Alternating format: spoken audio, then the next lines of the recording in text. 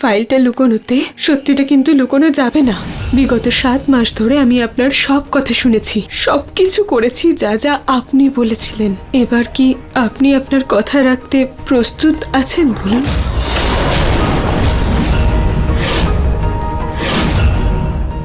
আপনার জবাবের অপেক্ষায় রইলাম আমি, আর আশা রাখছি আমি যে এত কিছু করার পরে আপনি আমায় নিরাশ করবেন না।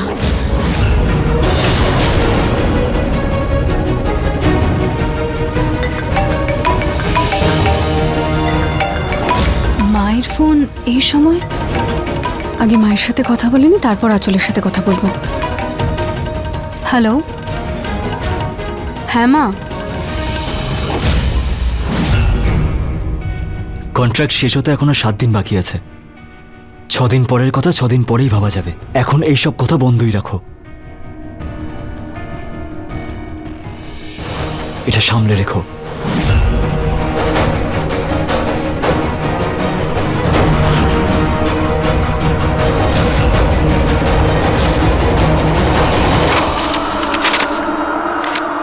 হে ভগবান,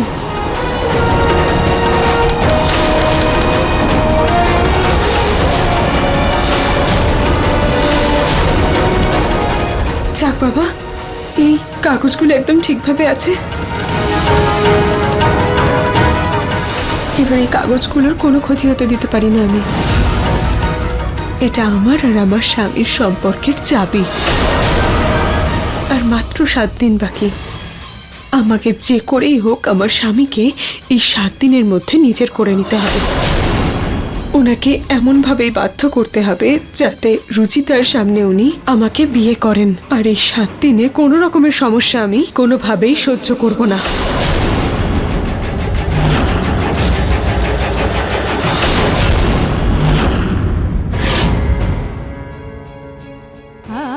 আর 7টা রাত মাত্র আমি এখানে থাকবো, তারপর যে যাই বলুক। আমি নিহার বাবুর জীবন থেকে সারা জীবনের জন্য চলে যাব।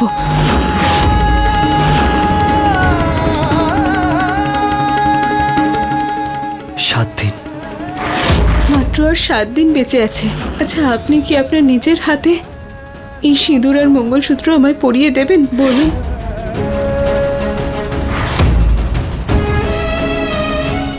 রুচিতা,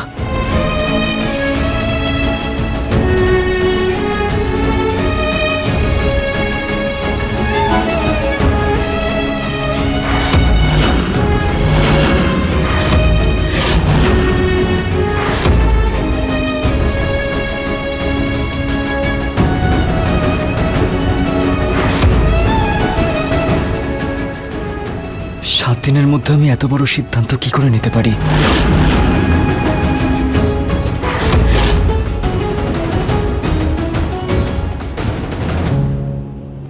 দাদা, সামনে দেখো।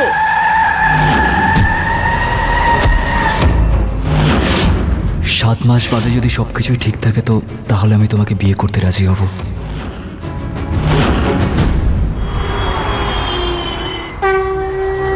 বাবা, এবার তোরা দুজনে পুজো শুরু কর। কিন্তু ওনাকে ছাড়া ও আগে কোনোদিন এসেছে যে আজ আসবে?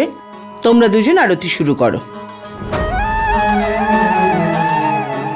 ওম জয় শ্রী শ্যাম হরে। আঁচল,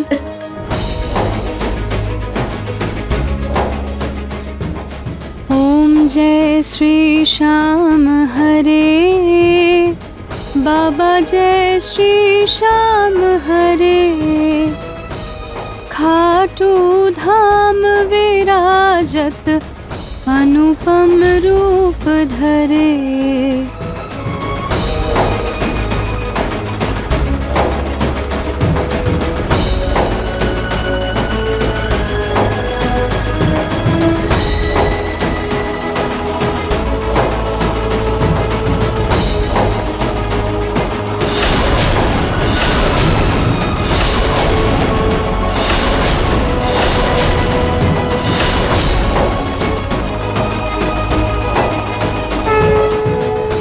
বলো ভগবান শ্রীকৃষ্ণের জয়।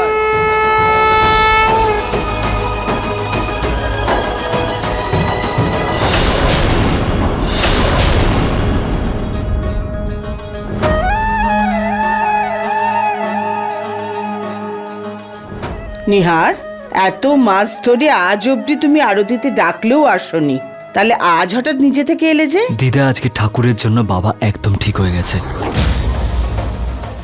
এই জন্য ঠাকুরকে আমি থ্যাংক ইউ বলতে এসেছি। আরতি, আমি জানি আপনি এখানে রুচিতার জন্য এসেছেন।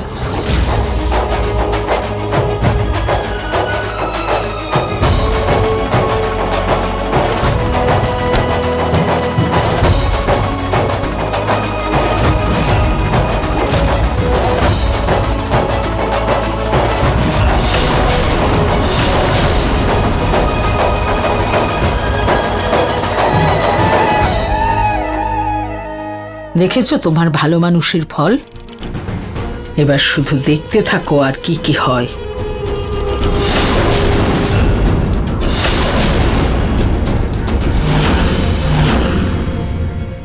বলছি যে মা, আমি ওনার জন্য খাবারটা রেখে আসছি, উনি কাজ করতে করতে খেয়ে নেবেন। ঠিক আছে মা।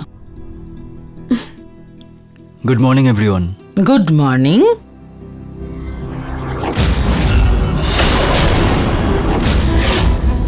কি ব্যাপার নিহার, প্রথমে সকালে পুজোয় এলি আর এখন খাবার টেবিলে? ওই দাদা, আমি ভাবছিলাম যে যখন পুরো পরিবারটাই একসাথে আছে তখন আমি ভাবলাম যে সবাই মিলে একসাথেই খাবার খাওয়া যাক।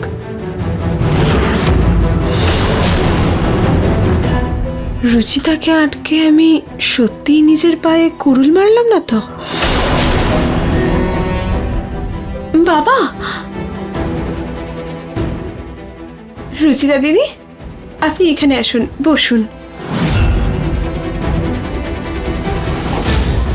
শুনুন না, আপনিও বসুন না, আসুন।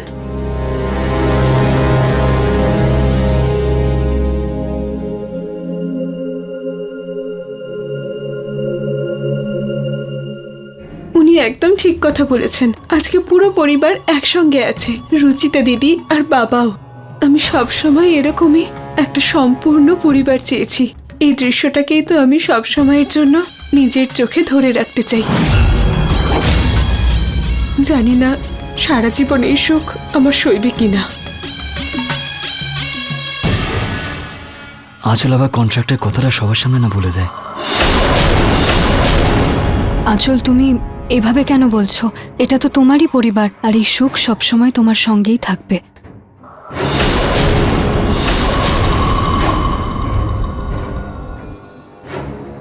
শুধু 6 দিন পরেই আমার এই সুখ কেড়ে নেওয়া হবে।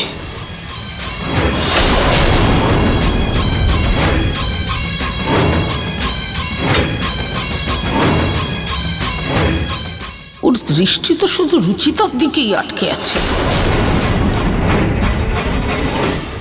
আমাকেই কিছু করতে হবে।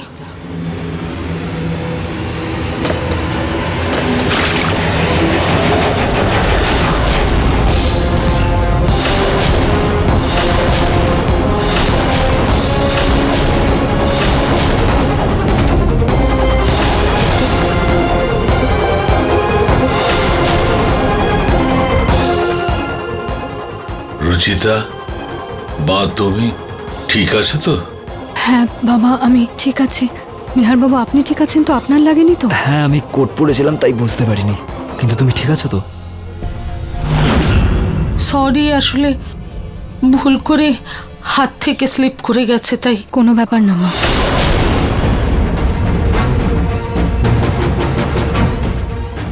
ওনার মনে নিজের জায়গা করার জন্য আমি ওকে আটকেছিলাম, আর এখানে তো ও নিজেই এখন ওনার জীবনে জায়গা করে নিচ্ছে। কি করব আমি?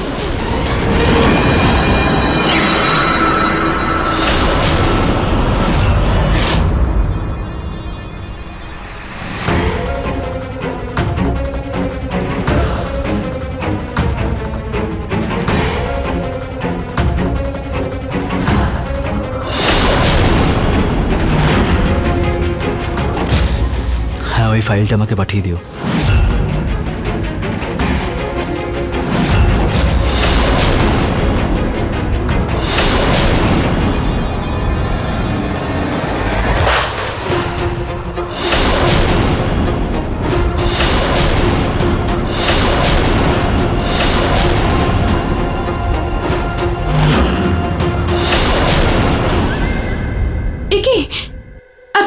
ঠিক আছেন তো? আপনার লাগেনি তো? আমি ঠিক আছি। তুমি ঠিক আছো তো? হ্যাঁ। থ্যাংক ইউ আঁচল, আমাকে বাঁচানোর জন্য। এটা তো আমার ধর্ম, তাই না? আপনি আমাকে নিজের স্ত্রী হিসেবে না মানতে পারলেও আপনাকে তো আমি আমার স্বামী হিসেবেই মনে করি। আর যদি এই 7 মাসে আমি এই যোগ্যতা অর্জন করতে পারিনি ভাবেন আপনি, যে এই বাড়ির বৌমা বা আপনার স্ত্রী হয়ে উঠতে পেরেছি, তাহলে আপনার ভাবনার সিদ্ধান্তের মান রেখে এই বাড়ি থেকে দূরে চলে যাব। আঁচল, তুমি সত্যিই খুব ভালো মেয়ে। তোমার জায়গায় যদি অন্য কোনো মেয়ে হতো তাহলে সে রুচিতাকে হিংসে করতো, কিন্তু তুমি যেভাবে সবকিছু সামলে রাখলে, ওর থেকে এটাই মনে হলো যে তোমার মন সত্যিই কতটা পরিষ্কার। কিন্তু আমার মনে রুচিতাই সবসময় আছে। কিন্তু আমার মনে হয় না যে এই 6 দিনে সবকিছু বদলে যাবে। কিন্তু তুমি চিন্তা করো না, আমি তোমার সাথে কিছুই খারাপ হতে দেব না।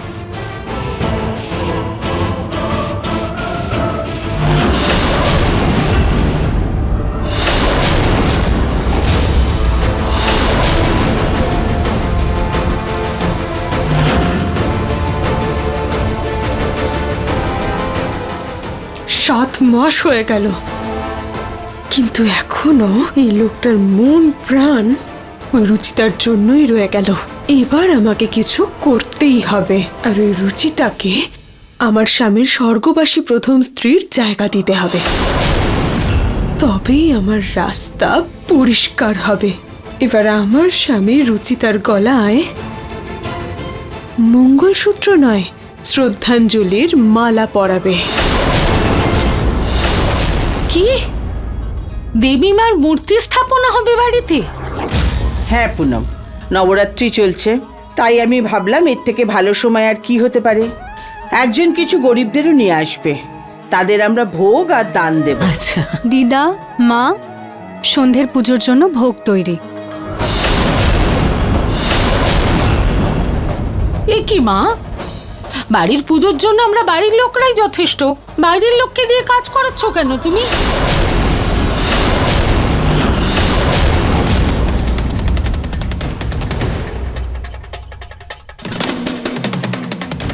বাড়ির পুজোর ভোগ এই রুচিতার হাতে নয়, বাড়ির বউয়ের হাতে তৈরি হবে।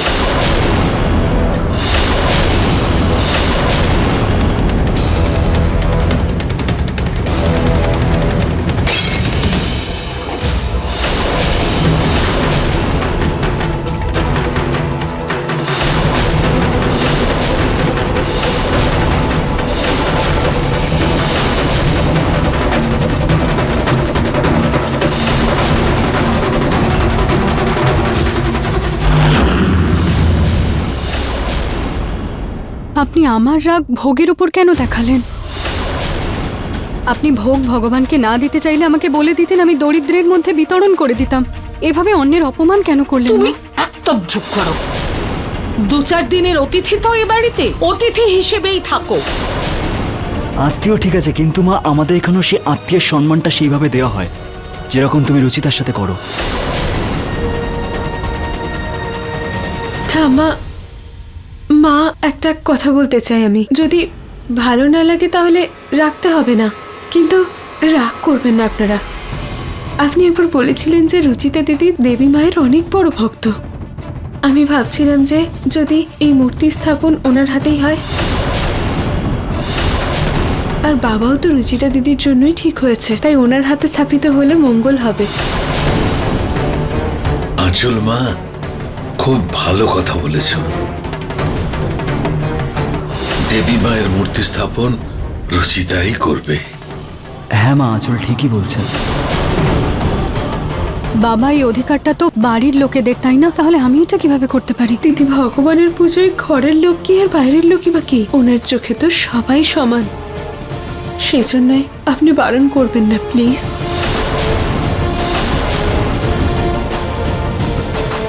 এই হাঁচলো না, আমি রুচিতাকে যত পুজোর থেকে দূরে সরাচ্ছি, ও ততই ওকে পুজোর মধ্যে ধরে আনছে। যখন রুচিতা আঁচলের সিংহাসনে বসে পড়বে তখন বুঝতে পারবে। আমার বাড়িতে আমি রাজত্ব করব। রুচিতা আমার জায়গা কখনো নিতে পারবে না, কারণ ওর আসল জায়গা তো দেবী মায়ের কাছে, ওনার খুব কাছে, একদম স্বর্গে। ও আজকে দেবী মায়ের মূর্তি স্থাপন করবে আর আমি ওর মালা দেওয়া ছবির।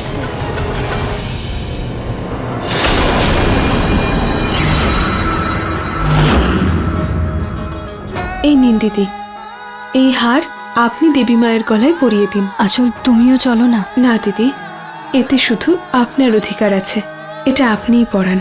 ঠিক আছে।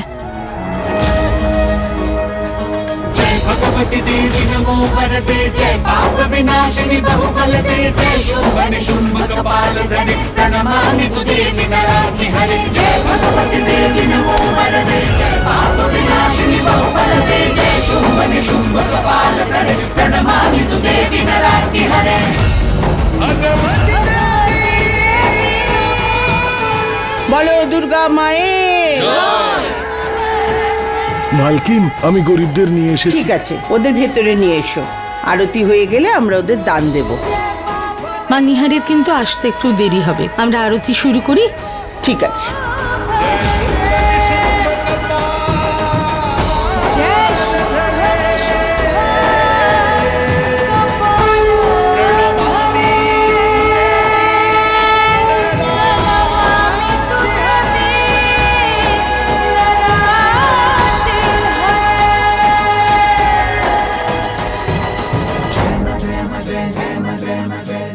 আসুন, আপনারা এখানে দাঁড়ান। পুজোর পর আপনাদের কম্বল আর জামা কাপড় দেওয়া হবে।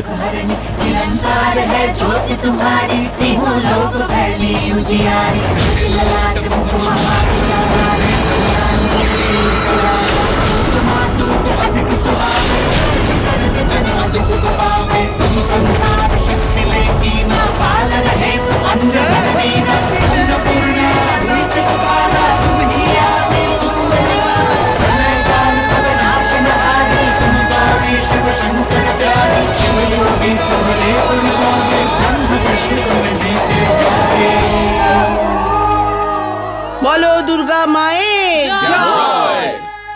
আঁচল বৌমা, ঘর থেকে কম্বল আর কাপড় নিয়ে এসো, এদের মধ্যে ভাগ করে দাও। আচ্ছা ঠাম্মা। দিদা, আমিও প্রত্যেকটা ঘরে আরতি দিয়ে আসছি।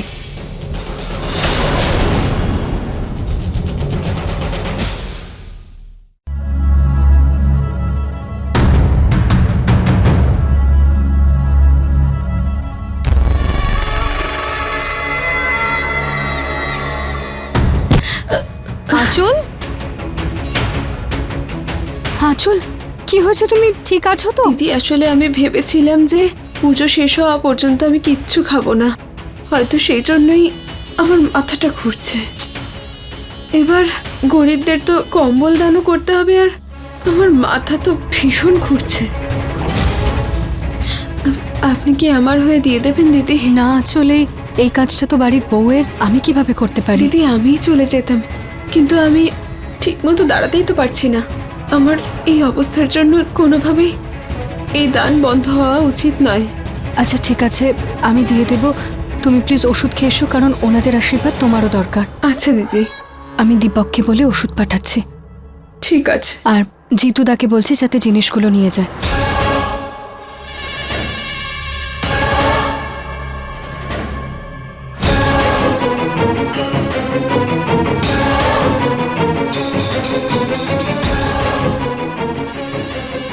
ওনাদের বিশেষ আশীর্বাদ তো তোমার জন্য তৈরি করেছি আমি, রুচিতা। কান খুলে শুনে রাখো, যখন রুচিতা কম্বল দান করবে তখনই আমি লাইট বন্ধ করে দেব।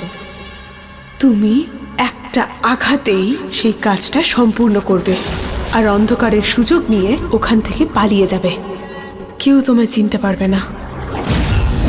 আর যদি কাজ আমার কথা অনুযায়ী হয়, তাহলে তুমি তোমার টাকা ঠিক পেয়ে যাবে।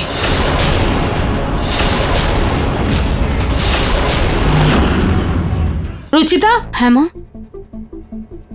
আঁচল কোথায়? মা, ওর শরীরটা একটু খারাপ হয়ে গেছে, ওষুধ খেয়ে আসছে। তোমার কি মনে হলো আমি থাকতে তুমি আঁচলের অধিকার কেড়ে নেবে? সেটা হবে না। আমি এই কম্বল তোমাকে দিয়ে বিলি করাবো না। দাও আমায়। পুনম, রুচিতা আমার মেয়ে, ওরও এই বাড়িতে ততটাই অধিকার আছে। মা, তুমি ওগুলো দিয়ে দাও।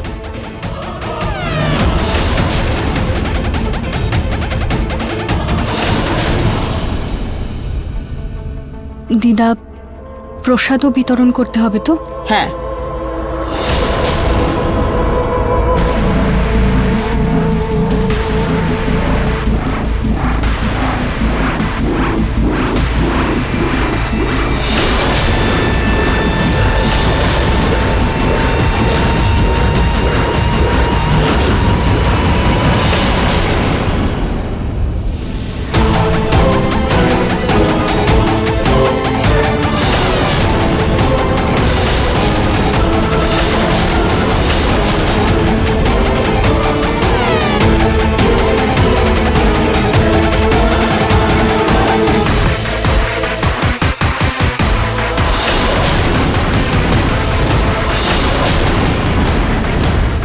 এবার হবে রুচিতার জীবনের কাউন্টডাউন স্টার্ট।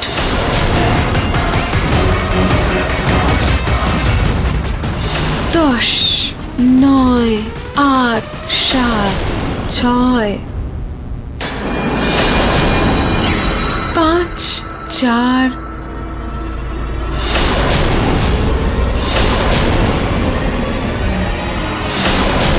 রুচিতার খেলা শেষ।